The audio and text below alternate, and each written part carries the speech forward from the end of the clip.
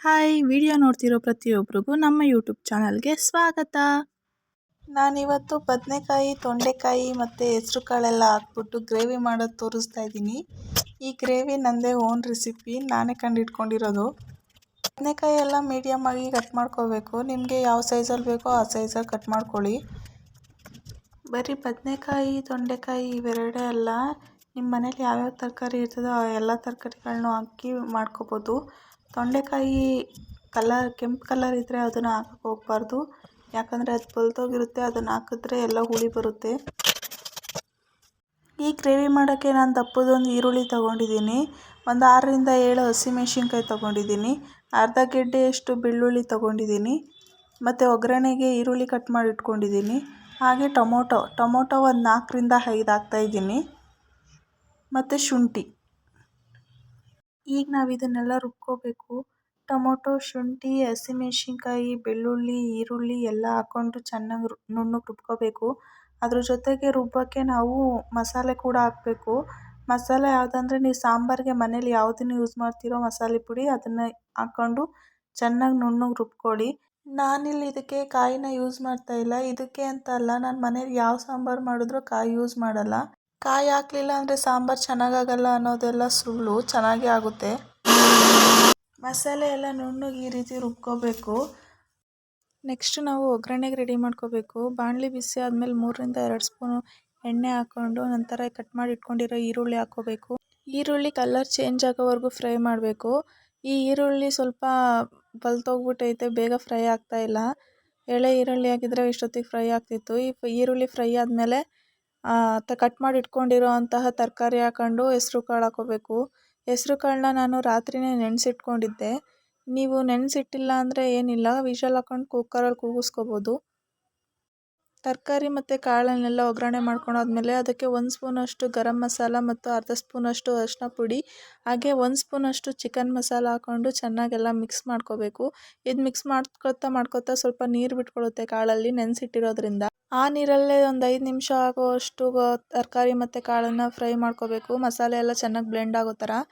ನಂತರ ಅದಕ್ಕೆ ಆಗಲೇ ರುಬ್ಬಿಟ್ಕೊಂಡಿರೋವಂಥ ಮಸಾಲೆ ಹಾಕ್ಕೋಬೇಕು. ಮಸಾಲೆ ಹಾಕ್ಕೊಂಡು ಚೆನ್ನಾಗಿ ಫ್ರೈ ಮಾಡ್ಕೋಬೇಕು ಒಂದು 2 ನಿಮಿಷ ಫ್ರೈ ಮಾಡ್ಕೊಂಡಾದ್ಮೇಲೆ ನೀರು ಹಾಕಬೇಕು. ಇದಕ್ಕೆ ನೀರು ಎಷ್ಟು ಬೇಕು ಅಂತಂದರೆ, ನಿಮಗೆ ಗ್ರೇವಿ ಗಟ್ಟಿ ಬೇಕಾ ತೆಳ್ಳಗೆ ಬೇಕಾ ಅಂತ ನೋಡಿಕೊಂಡು ಹಾಕ್ಕೋಬೇಕು. ನನಗಿಲ್ಲಿ ಸ್ವಲ್ಪ ಗಟ್ಟಿಗೆ ಇರಬೇಕು, ಯಾಕಂದರೆ ನಾನು ದೋಸೆಗೆ ಅಂತ ಮಾಡ್ತಾ ಇರೋದು.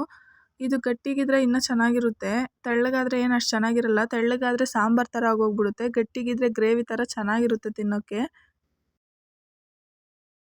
ಅದ್ರ ಜೊತೆಗೆ ರುಚಿಗೆ ತಕ್ಕಷ್ಟು ಉಪ್ಪು ಹಾಕ್ಬಿಟ್ಟು ಅದನ್ನು ಒಂದು 3ರಿಂದ 4 ನಿಮಿಷ ಕುದಿಯೋಕೆ ಬಿಡಬೇಕು. ಗ್ರೇವಿ ಕುದಿಯೋಕೆ ಸ್ಟಾರ್ಟ್ ಆದಮೇಲೆ ಒಂದು ಕಾಲು ಗಂಟೆ, ಒಂದು 15 ಮಿನಿಟ್ಸ್ ಇಲ್ಲ 20 ಮಿನಿಟ್ಸು ಮುಚ್ಚಳ ಮುಚ್ಚಿ ಬೇಯಿಸ್ಕೋಬೇಕು. ಯಾಕಂದರೆ ಕಾಳು ನೆನೆಸಿ ಹಾಕಿರೋದ್ರಿಂದ ಕಾಳು ಬೇಯೋಕ್ಕೆ ಸ್ವಲ್ಪ ಟೈಮ್ ಹಿಡಿಯುತ್ತೆ. ಒಂದು 20 ಮಿನಿಟ್ಸ್ ಬೇಯಿಸ್ಕೊಂಡ್ರೆ ಬಿಸಿ ಬಿಸಿಯಾಗಿ ರುಚಿಯಾದ ಹೆಸ್ರು ಕಾಳು ಗ್ರೇವಿ ರೆಡಿ. ಇದಕ್ಕೆ ನಾನು ಕಾಯಿ, ಕೊತ್ತಂಬರಿ ಸೊಪ್ಪು, ಪುದೀನ ಇದೆಲ್ಲ ಯಾವುದು ಯೂಸ್ ಮಾಡಿಲ್ಲ. ಮನೇಲಿ ಏನಿರುತ್ತೋ ಅದನ್ನ ಹಾಕೊಂಡು ಮಾಡಿದ್ರೇ ರುಚಿಯಾಗೇ ಬರುತ್ತೆ. ಅದಿಲ್ಲ ಇದಿಲ್ಲ, ಅದು ಹಾಕ್ಲಿಲ್ಲ ಅಂದರೆ ಚೆನ್ನಾಗಾಗಲ್ಲ ಅಡುಗೆ, ಅದೆಲ್ಲ ಸುಮ್ಮನೆ ಕುಂಟು ನೆಪ ಅಷ್ಟೇ. ಏನಿದ್ರೂ ಏನು ಹಾಕಿದ್ರೂ ಚೆನ್ನಾಗಿ ಆಗೇ ಆಗುತ್ತೆ ಅಡುಗೆ, ಆದರೆ ಮಾಡೋ ರೀತಿ ಸರಿ ಇರಬೇಕಷ್ಟೆ.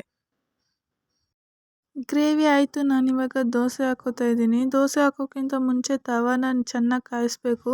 ಚೆನ್ನಾಗಿ ಕಾಯ್ದಿದೆಯಾ ಇಲ್ವಾ ಅಂತ ಹಿಂಗೆ ಕೈ ಇಟ್ಕೊಂಡು ನೋಡಿದ್ರೆ, ಹಬೆ ಹೊಡೆದ್ರೆ ಗೊತ್ತಾಗುತ್ತೆ. ಹಬೆ ಬರ್ತಾಯಿದ್ರೆ ತವ ಚೆನ್ನಾಗಿ ಕಾಯ್ದಿದೆ ಅಂತ. ತವ ಚೆನ್ನಾಗಿ ಕಾಯ್ದ್ಮೇಲೆ ದೋಸೆ ಹಾಕ್ಕೊಂಡ್ರೆ ದೋಸೆ ತುಂಬ ಚೆನ್ನಾಗಿ ಬರುತ್ತೆ, ಎಲ್ಲೂ ಕಿತ್ತೋಗಲ್ಲ, ಏನಾಗಲ್ಲ, ಚೆನ್ನಾಗಿ ಬರುತ್ತೆ. ನಾನಿಲ್ಲಿ ದೋಸೆ ಹಾಕ್ಕೋತಾ ಇದ್ದೀನಿ. ದೋಸೆಗೆ ಎಣ್ಣೆ ಬದಲು ತುಪ್ಪ ಯೂಸ್ ಮಾಡ್ತಾ ಇದ್ದೀನಿ. ತುಪ್ಪ ಯಾಕಂದರೆ ತುಪ್ಪದಲ್ಲಿ ದೋಸೆ ತಿಂದರೆ ಚೆನ್ನಾಗಿರುತ್ತೆ ಕ್ರಿಸ್ಪಿಯಾಗಿ. ಹೋಟೆಲ್ಗಳಲ್ಲೆಲ್ಲ ಇದೇ ಟ್ರಿಕ್ಸ್ನೇ ಜಾಸ್ತಿ ಯೂಸ್ ಮಾಡೋದು. ಅಲ್ಲಿ ತುಪ್ಪ ಎಷ್ಟು ಹಾಕಿರ್ತಾರೆ ಅಂತ ತಿಂದ್ರೇ ಗೊತ್ತಾಗುತ್ತೆ, ಕೈಯಲ್ಲೆಲ್ಲ ಬರೀ ತುಪ್ಪನೇ ಇರುತ್ತೆ. ಅದು ನಾವು ಎಣ್ಣೆ ಅನ್ಕೋತೀವಿ ಅಷ್ಟೇ, ತುಪ್ಪ ಹಾಕಿ ಅವರು ರುಚಿ ಬರ್ಸೋದು. ದೋಸೆ ಜಾಸ್ತಿ ಕ್ರಿಸ್ಪಿಯಾಗಿ ಬರಬೇಕು ಅಂದರೆ ಅದಕ್ಕೂ ಒಂದು ಮೆಥಡ್ ಇದೆ, ಟ್ರಿಕ್ಸ್ ಇದೆ. ಅದೇನು ಅಂತ ವಿಡಿಯೋ ಕೊನೆಯಲ್ಲಿ ಹೇಳ್ತೀನಿ, ವಿಡಿಯೋ ನೋಡಿ. ನನಗೆ ಮುಂಚೆ ಅಡುಗೆ ಎಲ್ಲ ಮಾಡೋಕ್ಕೆ ಬರ್ತಿರ್ಲಿಲ್ಲ. ನಮ್ಮ ಮನೇಲಿ ನನ್ನ ತಂಗಿನೇ ಮಾಡ್ತಿದ್ದು. ಮದುವೆ ಆದಮೇಲೆ ನಾನು ಅಡುಗೆ ಮಾಡೋದೆಲ್ಲ ನೀಟಾಗಿ ಕಲಿತಿದ್ದು. ದೋಸೆ ಹಿಟ್ಟು ಹೆಂಗೆ ಮಾಡ್ತಾರೆ ಅಂತಲೂ ನನಗೆ ಗೊತ್ತಿರಲಿಲ್ಲ, ಇವಾಗೆಲ್ಲ ಬರುತ್ತೆ.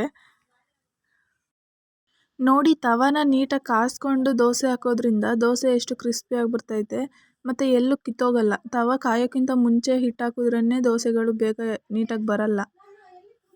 ಈ ದೋಸೆ ಹಿಟ್ಟು ಹೇಗೆ ಮಾಡಿಕೊಂಡೆ ಅಂತ ನಾನು ನೆಕ್ಸ್ಟ್ ಮತ್ತೆ ದೋಸೆ ಮಾಡಿದಾಗ ಅದರದ್ದು ವಿಡಿಯೋನೂ ಸಹ ಹಾಕ್ತೀನಿ. ನೋಡಿ ದೋಸೆ ಎಷ್ಟು ಕ್ರಿಸ್ಪಿಯಾಗಿ ಬಂದಿದೆ. ಈ ಥರ ಕ್ರಿಸ್ಪಿಯಾಗಿ ಬರಬೇಕು ಅಂದರೆ ರಾತ್ರಿ ಹಿಟ್ಟು ರುಬ್ಬಿಡ್ತೀರಲ್ಲ, ಹಿಟ್ಟು ರುಬ್ಬಿಟ್ಟಾಗಲೇ ಅದಕ್ಕೆ 1-2 ಸ್ಪೂನ್ ಸಕ್ಕರೆ ಹಾಕೋಬೇಕು. ಇದೇ ಕ್ರಿಸ್ಪಿ ದೋಸೆಯ ಸೀಕ್ರೆಟ್.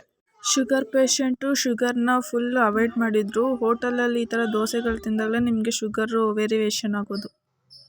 ಇನ್ನೊಂದು ಮುಖ್ಯವಾಗಿ ದೋಸೆಗೆ ಯಾವುದೇ ಕಾರಣಕ್ಕೂ ಸೋಡಾ ಬಳಸಬಾರ್ದು. ಸೋಡಾ ಬಳಸೋದ್ರಿಂದ ಎದೆ ಉರಿ ಬರುತ್ತೆ ಮತ್ತು ಹಿಟ್ಟು ಮಧ್ಯಾಹ್ನದಷ್ಟೊತ್ತಿಗೆಲ್ಲ ಹೆವಿ ಹುಳಿ ಬಂದಿರುತ್ತೆ, ಅದನ್ನು ಮತ್ತೆ ತಿನ್ನೋಕ್ಕೂ ಆಗಲ್ಲ. ಸೋಡಾ ಹಾಕಲಿಲ್ಲ ಅಂದರೆ 3 ಹೊತ್ತು ಬೇಕಾದ್ರೆ ದೋಸೆ ಮಾಡ್ಕೊಂಡು ತಿನ್ಬೋದು, ಚೆನ್ನಾಗಿರುತ್ತೆ, ಹಿಟ್ಟು ಹುಳಿ ಬರಲ್ಲ. ಇಷ್ಟೇ ಇವತ್ತಿನ ವಿಡಿಯೋ ಇಷ್ಟ ಆಗಿದ್ರೆ ನಮ್ಮ ಚಾನಲ್ನ ಸಬ್ಸ್ಕ್ರೈಬ್ ಮಾಡಿ. ಹಾಗೆ ವಿಡಿಯೋ ಇಷ್ಟ ಆಗಿದ್ರೆ ಲೈಕ್ ಮಾಡಿ, ಶೇರ್ ಮಾಡಿ. Thank you.